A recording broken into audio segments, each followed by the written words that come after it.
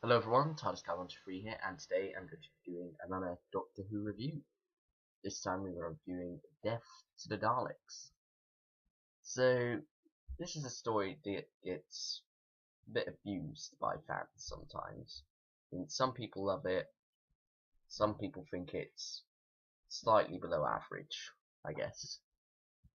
Now, of course it features the third Doctor and Sarah. It's John Pertwee's last four-part story, and his third to last story, because after she got the monster Peladon, and then it finally got Planet the Spiders, and it's also his last Dalek story. So yeah, it's definitely towards the end of his tenure, and to be honest, you can't tell that at all from this story. John Pertwee's great in it. Elizabeth Sladen is great in it, and I'll talk more about her later. And yeah, overall, I think I quite like this story. This is my brother's favourite story, because he likes things like this. He also quite likes the chase. I prefer the more serious stories, but nevertheless, I do like this story. This is kind of like the story that, because there are kind of like those heavy stories that you love and you give 10 out of 10, but you couldn't necessarily watch all the time because it would kind of like cheapen them, and you know they're quite a lot to take in. Whereas this is something you can just easily watch any time, and despite its flaws, you'll enjoy it, I think. So yeah, now moving on from that, this is written by Terry Nation, and Joyce, he does get a bit of slack for being repetitive in his stories and whatnot. And to be honest, it does have quite a lot of good ideas going in this, because I mean the idea that the Daleks have no power, so they have to get a new power, not get a new power source. Well, think their way out of it and get new weapons. One way is quite smart. And you know the TARDIS running out of power. You know, it's these quite good ideas, to be honest. And one of the shortcuts to this story is I think it's got an awful lot of good ideas that go nowhere. Because there are quite a few, because there's the bit at the start where you've got the Daleks saying, and the humans must know that there are only four of us, because they've got way more hiding in the ship, but they want the humans to think there's only four of them. And that goes absolutely nowhere. It just turns out there's more of them, and nothing really happens about it. No one's really baffled by it. It's literally just they accept it and move on. And to us, you know, that's one of these many ideas that goes nowhere. Now, the Exxilons in this story, they are kind of like one-off creatures, although they are returning in the Fourth Doctor Adventures audio story, the Exxilons. But anyway, that's something totally different. But the Exxilons in this story are quite good, I think, because I mean, it's another it's another good idea. Kind of like this idea that there's a great empire from a long time ago that built a city and got itself wiped out by that city and are now a savage tribe. I think it's kind of like this interesting thing that before, in the early episodes, you just see them as a savage tribe. Then in the later episodes, they're revealed to be much more than that. Then you kind of like got this idea of the breakaway group with Bilal and whatnot. And yeah, I think that's quite good. And as a character, I quite like Bilal. I think he could have almost become a companion. So he could easily have just got in the TARDIS at the end of the story and no one would really question it at all. But unfortunately he didn't, and there's of course been impracticalities of the costume and whatnot. But nevertheless, he is a very good character in this, I think. Very enjoyable. So, now, the Daleks themselves in this, they've got this one-off design, really. They're kind of like, apparently it's supposed to be a callback to their early design, because of course you got the silver and bluish, silver with the blue dot bits on it in the early stories, which you can't really tell because it's black and white and whatnot. And then when you get into colour, you suddenly got the black ones, and then suddenly, for this one story only, you get these silver Daleks with black dots, and then the next episode they revert back to what they were in Planet the Daleks. And whatnot, and it's just to be honest, I quite like them in this story, in that design. I think it's a very good design, and I wish they kind of used it more, really, to be honest. But yeah, anyway, I don't think it would really fit with what do you call it, Genesis's dark tones, but nevertheless, I do quite like the design. So yeah, there's that. Now, then you've also got a lot of Daleks getting destroyed as well. So, I mean, you've got the Dalek getting blown up at the start by the Exxilons, and then you've got a Dalek being blown up and knocked into walls by one of the roofs.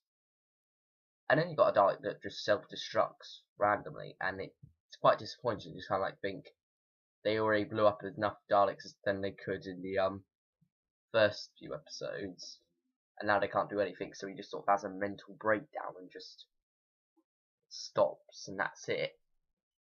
I like to think that after they cut away, he blows up, but yeah, unfortunately we don't get to see that.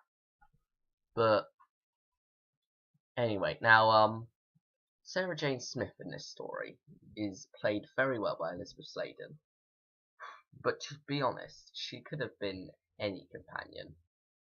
So this is kind of like the point where Sarah almost reverts, I guess. I mean, in Time Warrior, she was very good. She was at her best, in my opinion.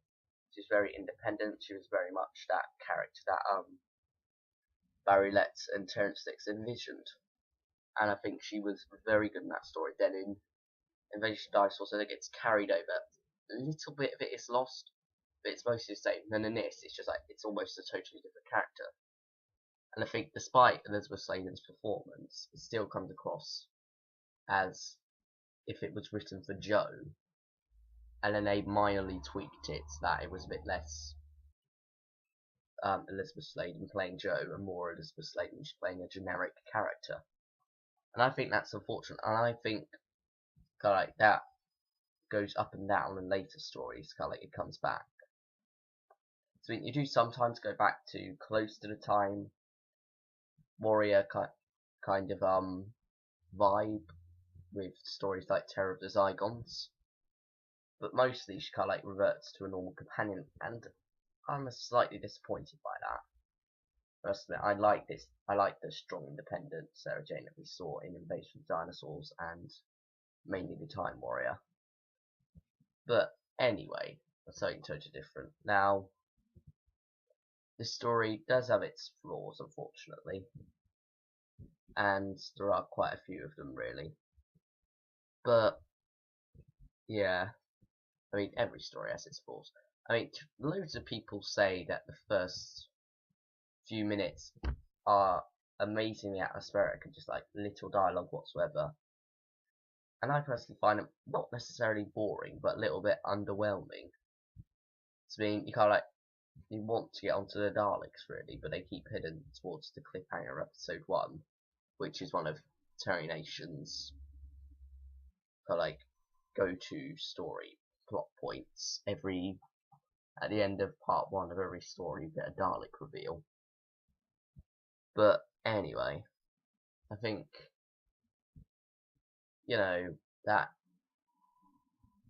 those first minutes, while good and atmospheric, I just find a bit boring. And I know people will disagree, and there are some people who say that those minutes are the best part of the story, but I don't know really. And then you've also got this idea that Sarah Jane just beats up a Exxilon with the Doctor's crank handle for the TARDIS, and it's a good job that they don't go into the TARDIS at the end, because at the end of the story it just ends off with the Doctor looking at the city melting. And it's a good job it doesn't end off with them going into the TARDIS, because the Doctor would just find this dead Exxilon bleeding out onto the floor of the TARDIS, which Sarah Jane has beaten up.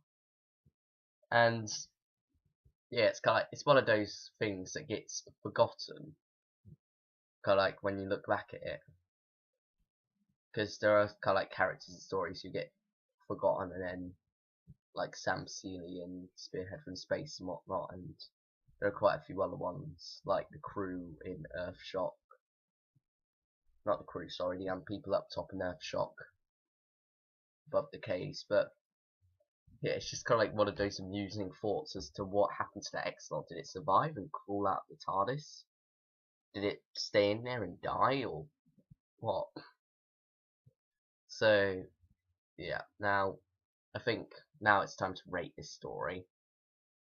I think I'm gonna go with a 7 out of 10. It is a very, very enjoyable story, but it does have quite a lot of flaws. Like I said, about a lot of ideas being good but going nowhere whatsoever. And then the cliffhanger to part 3 is literally just zooming in on the floor. And you think, what? It's literally just, you've got the uncheckered floor, a bit like you see in the Five Doctors, but a bit different. And it makes, and to be honest, from an audience perspective, it makes no sense whatsoever. You find out in the next episode what it actually is, but literally in that perspective, it's just zooming in on a floor that's slightly decorated. So yeah, I think 7 out of 10 is a good rating for this story. 8 maybe at a stretch, but I think 7 will probably suffice. So yeah, it's a good story. I can watch it anytime practically. So yeah, that'll do. Thanks for watching, everyone, and we'll see you all next time. Bye, everyone.